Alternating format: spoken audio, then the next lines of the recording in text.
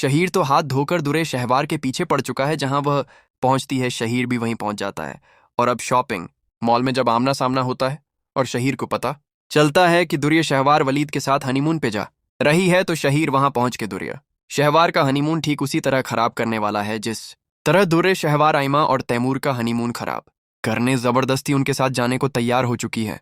आइमा को तो पहले ही नागवारी का एहसास होता है कि आखिर दुर्रे शहवार का हमारे साथ क्या काम। बहरहाल वह वलीद को मना तो नहीं कर सकती और तैमूर से बात करती है तो वह भी यही कह के टाल देता है कि हम सब दुशवार के सामने मजबूर हैं, क्योंकि वह जो बात कह देती है उसे अपनी जिद मनाने की आदत हो चुकी है। अब चकी दुआ बीमार है तो वलीद हनीमून पे जाना नहीं चाहता। वह दुरशहवार को समझाता भी है कि हमें दुआ की केयर करना चाहिए, ये ना हो कि वहां ठंडे मकाम पे जाके दुआ की हालत मजद बिगड़ जाए। जबकि दुरशहवार संगदिली का मुजाहरा करते हुए कहती है कि बस मुझे तो पहले ही अंदाजा था कि हनीमून पर जाने से टालने के लिए आप यकीनन कोई ना कोई बहाना तैयार कर ही लेंगे, और कुछ नहीं तो दुआ की बीमारी का ही बहाना मिल गया। लेकिन कुछ भी हो जाए मैं हनीमून पर जाके ही रहूंगी। वैसे भी मैं तो अभी बच्चे पैदा करना ही नहीं चाहती थी, क्योंकि मुझे पता था कि ये मेरी खुशियों में, मेरी आज़ादी में दुश्वारी पैदा करेंगे। मल्लीद को तो दुरे शहवार की बेहिसी पर शदीद अफसोस होता है कि दुआ की माँ होते हुए भी दुरे शहवार इतनी संगदिल कैसे हो सकती है, जबकि इसके सामने ही बच्ची 2 दिन हॉस्पिटल में गुजार के आई है। बहरहाल दुरे शहवार से बहस करना समझो भैंस के आगे बीन बजाने के मुतरादिफ है। तभी वलीद हथियार फेंक देता है, लेकिन वहां जाके तो दुर शहवार आइमा वलीद तैमूर सबके नाक में दम कर देती है। खुद तो दुरे शहवार ने ना किसी बात पे शुक्र अदा करना है, ना ही खुश होना है। दूसरों की खुशियां भी इससे हजम नहीं होती अब। हालांकि वलीद भी दुरे शहवार के साथ अच्छी अच्छी जगह पर पिक्चर्स बना रहा है, लेकिन दुर शहवार की नज़र हर वक्त आइमा और तैमूर पे रहती है। वो दोनों आपस में हंस बोल रहे हैं तो दुरे शहवार को गुस्सा आ जाता है। वह दोनों साथ रोमांटिक पिक्चर्स बना रहे हैं तो दुरे शहवार से बर्दाश्त नहीं होता, और तो और आइमा को सुना ही देती है कि जिस बेशर्मी से तुम अपने शौहर के साथ इतना फ्रैंक हो रही हो, अगर वलीद की जगह तुम्हारा अपना सगा भाई होता तो क्या तुम फिर भी यही बेशर्मी दिखाती। अब आइमा को तो दुरे शहवार की बात सुनकर जैसे तन बदन में आग लग जाती है। तैमूर से कहती है कि आपकी बहन के साथ आखिर मसला क्या है। पहले तो जबरदस्ती हमारे हनीमून में हमारे साथ आई है, और अब हम दोनों को आपस में हंसता बोलता देखकर उसे बर्दाश्त नहीं होता।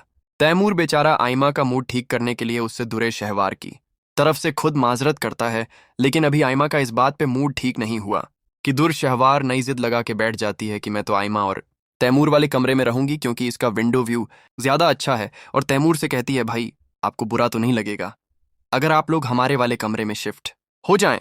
अब तैमूर तो मीसना सा बनके कभी आइमा को देखता है और कभी दुर शहवार को, जबकि दुरे शहवार आइमा तैमूर वलीद सबके मूड को यकसर इग्नोर करते हुए रिसेप्शन पे कॉल करती है अपना सारा सामान इस कमरे में, जबकि आइमा और तैमूर के सूटकेसेस अपने वाले कमरे में भिजवा देती हैं। वलीद अब तक तो जैसे कैसे दुरे शहवार की हर हरकत बर्दाश्त कर रहा था, लेकिन यह हरकत बिल्कुल ही नाकाबिले बर्दाश्त है। तभी दुर शहवार से कहता था कि आइमा को कितना बुरा लगा होगा जो हरकत तुमने की है, तो दुर शहवार कहती है कि बस भी कर जाएं। कौन सा मैंने आइमा के नाम लिखी जायदाद अपने नाम करवा ली है, एक रूम ही शिफ्ट किया है ना। जबकि वलीद मायूसी से दुरे शहवार की तरफ देखता है और दिल में सोचता है कि अगर मुझे इससे मोहब्बत ना होती तो इसकी एक भी हरकत ऐसी नहीं है कि इसे अपनी जिंदगी में बर्दाश्त किया जा सके। अब वलीद का मूड तो सख्त खराब हो जाता है। दुरे शहवार सोचती है कि कहीं खराब मूड के साथ वलीद वापस जाने का प्लान ना कर ले। तभी वलीद से जाके कहती है कि आप एक दफा जाके आइमा से तो बात करें, अगर उसे भी यह बुरा लगा है तो मैं वादा करती हूं कि मैं अपना सामान वापस शिफ्ट करवा दूंगी। क्योंकि दूर शहवार इतना तो समझ ही चुकी है कि आइमा कायनात और आबाद वलीद को लेके इतने सेंसिटिव हैं कि उन्हें दूर शहवार की कोई भी बात जितनी भी बुरी लगे, लेकिन वह वलीद के सामने खुल के उसका इजहार नहीं कर सकते, ताकि वलीद के दिल को तकलीफ ना पहुंचे और उसकी हालत खराब ना हो। लेकिन अफसोस कि दुरे शहवार को ना तो वलीद के दिल की कोई फिक्र है और ना ही उसकी हालत की खराबी की कोई परवाह है, तो वही होता है बिलाखिर आइमा को ही हथियार डालना पड़ते हैं कि कोई बात नहीं भाई, इससे क्या फर्क पड़ता है कि कौन से कमरे में स्टे किया जाए। असल में तो हम लोग यहाँ पे मरी का व्यू एंजॉय करने आए थे ना। तो आइमा की इस बात पे वलीद का मूड भी ठीक हो जाता है, जबकि तैमूर के दिल में आइमा की इज्जत मजीद बढ़ जाती है और वह नोट कर रहा है कि दुरे शहवार आइमा को जिज करने का कोई मौका हाथ से जाने नहीं दे रही। उसे यह भी एहसास नहीं कि आइमा को तकलीफ पहुंचाने से उसके अपने भाई को भी तकलीफ पहुंचेगी, जबकि दूसरी तरफ आइमा इतनी समझदार है कि सिर्फ इसलिए कि उसके भाई को कोई तकलीफ ना पहुंचे, दुरे शहवार की हर बुरी बात को इग्नोर कर रही है। अब यूं ही मरी में कुछ दिन गुजर जाते हैं, जबकि शहीर दुरे शहवार के पीछे मरी पहुंच जाता है। सब लोग एक जगह पे जमा होते हैं जब आइमा इंकशाफ करती है कि आप सबको पता है वलीद भाई न सिर्फ बहुत अच्छा गिटार बजाते हैं बल्कि बहुत अच्छा गाते भी हैं। तो दुर्शहवार तैमूर और वहां पर मौजूद कुछ मजीद लोग भी वलीद से रिक्वेस्ट करते हैं कि प्लीज हमारे लिए कुछ गा देना, जबकि दुरे शहवार भी जिद करती है तो वलीद एक रोमांटिक सा गाना दुर्शहवार को डेडिकेट करता है।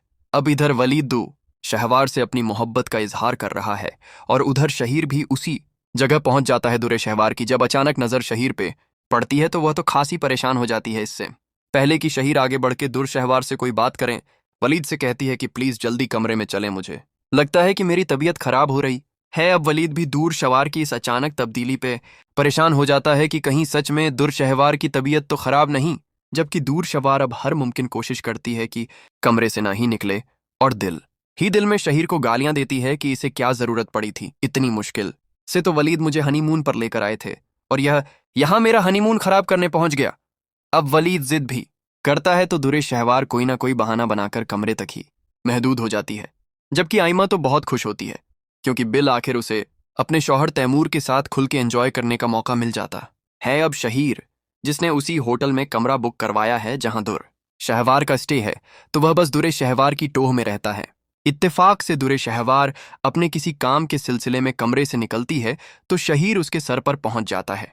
दुर्शहवार तो बहुत खौफजदा हो जाती है और शहीर से कहती है कि तुम्हें यहां नहीं आना चाहिए था। तुम्हें कुछ अंदाजा है कि अगर मेरे शौहर को तुम्हारे और मेरे चक्कर का पता चल गया तो मेरा घर खराब हो जाएगा। जिस पे शहीर कहता है कि मैं तो खुद भी यही चाहता हूं कि तुम्हारा घर खराब हो। दुर्शहवार को वलीद से ज्यादा अपने भाई तैमूर का खौफ है क्योंकि तैमूर तो शहीर को पहचानता भी है और अगर उसने शहीर को इस तरह मेरे साथ बातें करते हुए देख लिया तो वह तो यही समझेगा कि शायद मैंने जानबूझ के शहीर को यहाँ बुलाया है। अब लगता यही है नाजरीन की आइमा की नजर पड़ जाएगी, बल्कि हो सकता है कि वो शहीर और दुरे शहवार की बातें भी सुन ले और आइमा को इतना तो पता ही है कि अगर मैं ऐसे ही वलीद भाई या तैमूर को इसकी हरकतें बताऊंगी तो दुरे शहवार को तो साफ मुकर जाने की आदत है। तो पॉसिबल है कि जब दुरे शहवार और शहीर आपस में बातें कर रहे हो तो आइमा छुप के इन दोनों की वीडियो बना ले, जिसके बाद वलीद को और तैमूर को दिखाए। दुर्शहवार तो साफ मुकर जाएगी कि मैंने इसे यहां नहीं बुलाया था, जबकि शहीर वलीद के सामने यही साबित करने की कोशिश करेगा कि दूरशवार जो तुमसे शादी से पहले भी मुझसे मोहब्बत करती थी और आज भी मुझसे मोहब्बत करती है, उसी के कहने पर मैं यहाँ आया हूँ।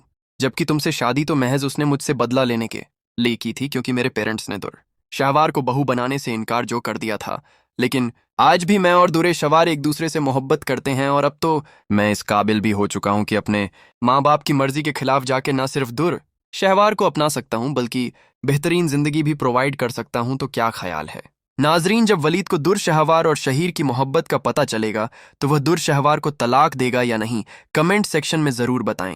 वीडियो पसंद आई है तो लाइक और चैनल को सब्सक्राइब भी जरूर कर दें।